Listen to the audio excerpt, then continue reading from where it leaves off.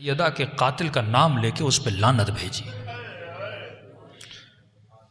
حاکموں نے سن لیا، سپاہی اس کو لے گئے۔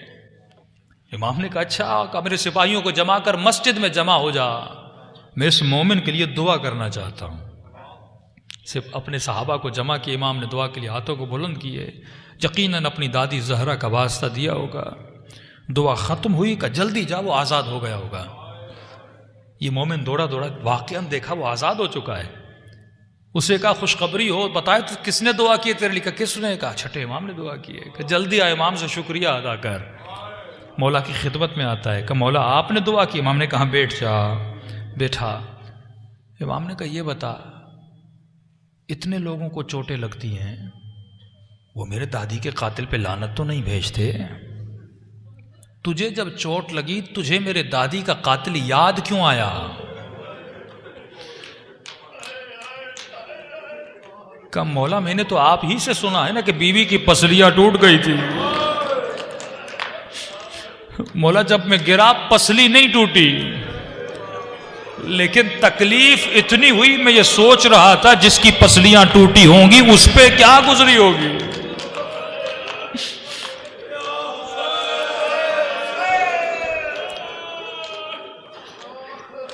تبھی امام حسین فرماتے ہیں شیعو جب پیاس لگے نا میری سکینہ کو یاد کیا کرو، اپنی تکلیفوں میں اہل بیت کو یاد کیا کرو، اپنے دردوں میں اہل بیت کو یاد کیا کرو۔ اللہ آپ سب کی ماؤں کو سلامت رکھے۔ ہر مجلس میں کہتا ہوا آ رہا ہوں کہ بیٹے ماں سے بڑی محبت کرتے ہیں، بیٹے ماں سے بڑی محبت کرتے ہیں۔ مجھے نہیں پتا حسن نے یہ منظر کیسے دیکھا ہوگا۔ اگر ہماری ماں کو کوئی بول دے، تبھی مولا کا صحابی کہتا ہے کہ حسن جب بھی مسجد جاتے تھے لمبا راستہ لیتے تھے، ایک راستہ قریب تھا لیکن کبھی نہیں گئے۔ میں نے کہا مولا یہ راستہ قریب ہے، یہاں سے مسجد جائیے۔ کہ میں جانتا ہوں قریب ہے لیکن میں کبھی اس راستے سے نہیں جاتا۔ کہ مولا کیوں؟ کہ اس گلی میں اس کا گھر ہے جس نے اماں پہ دروازہ گرایا تھا۔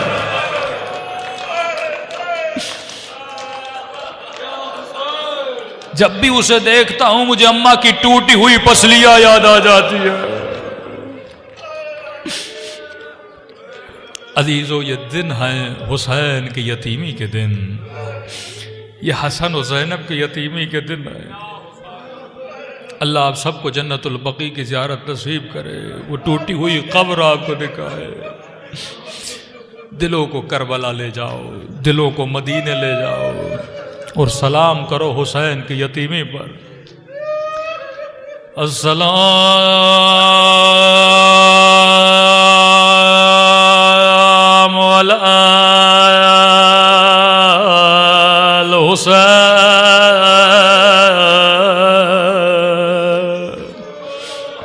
وعلی علی ابن الحسین وعلی اولاد الحسین وعلی اصحاب الحسین۔ میرا سلام ہو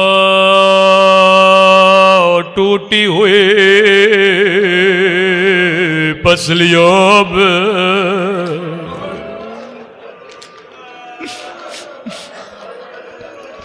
میرا سلام ہو زینب کی یتیمی پہ، میرا سلام ہو علی کی غیرت پہ، میرا سلام ہو زہرا کی مظلومیت پہ۔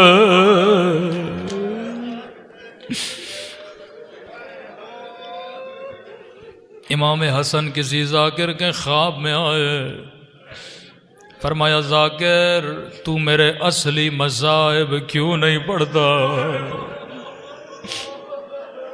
کہ مولا میں تو آپ کے سارے مصائب پڑھتا ہوں، مولا میں نے یہ پڑھا حسن کے جگر کے 72 ٹکڑے ہو گئے، کہ یہ میرے مصائب ہیں پر اصل مصائب نہیں ہے، کہ مولا میں نے یہ پڑھا سفید کفن پہنایا تھا، لیکن جنازہ جب گھر میں واپس آیا کفن کا رنگ لال تھا، کہ ذاکر یہ میرے مصائب ہیں لیکن میرے اصل مصائب نہیں ہیں، کہ مولا آپ کے اصل مصائب کہاں ہیں؟ فرمایا میرے اصل مصائب مدینے میں ہے، مدینے کی گلی میں ہے، ایک آگ کا دروازہ تھا، ایک ٹوٹی ہوئی پسلیاں تھے، میں اور حسین چھوٹے تھے، فریاد کر رہے تھے کوئی آئے میری اماں کو بچا لے۔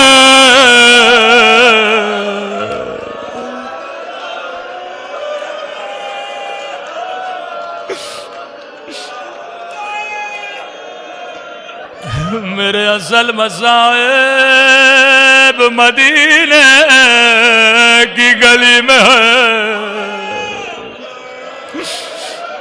حسین چھوٹا تھا میں بڑا تھا، اللہ کسی بیٹے کو یہ منظر نہ دکھا کہ علی نے غسل دیا، علی نے کفن دیا، بی بی کا جنازہ گھر کے صحن میں رکھا، کہ فضا بچوں کو کہو اماں سے خدا حافظ کر لے، آج آپ کے رونے پہ پابندی نہیں ہے، لیکن بی بی فضا فرماتی ہیں بچوں نے اب آ کے دامن کو اپنی قمیصوں کو دانتوں میں جکڑ لیا، کہیں کوئی آواز نہ سن لے، کہ بچوں آخری بار ماں سے خدا حافظ کر لو۔ زینب آگے بڑھی، اماں کے سینے سے لپٹ گئے، ام کلثوم بی بی کے سر کے بوسے لینے لگے، حسن مولا آگے بڑھے، ماں کے قدموں کو پکڑا، آہستہ کہنے لگے کلمینی یا اماں حسن سے باتیں کرو، اماں خاموش کیوں ہو؟ لیکن کوئی جواب نہیں آیا۔ علی نے کہا حسین ماں سے خدا حافظ کر لے۔ مولا حسین چھوٹے ہیں، سر کو اپنے گھٹنوں میں ڈالا ہے کہ بابا تب تک نہیں جاؤں گا او جب تک اماں نہ بلائے۔ ایک مرتبہ بندے کفن کھلے، زہرا نے کہا آجا میرے حسین، آجا میرے کربلا والے حسین۔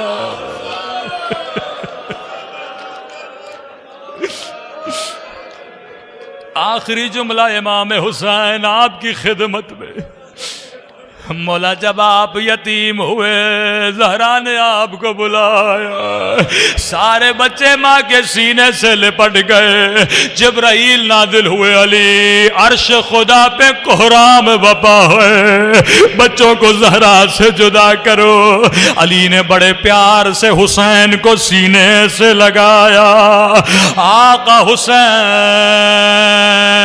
آپ بھی یتیم ہوئے، آپ کی قسمت علی نے سینے سے لگایا، لیکن سکینہ کی قسمت او کسی نے سینے سے نہیں لگایا۔ او شمر نے تماچے مارے، کسی ظالم نے تازیال مارے۔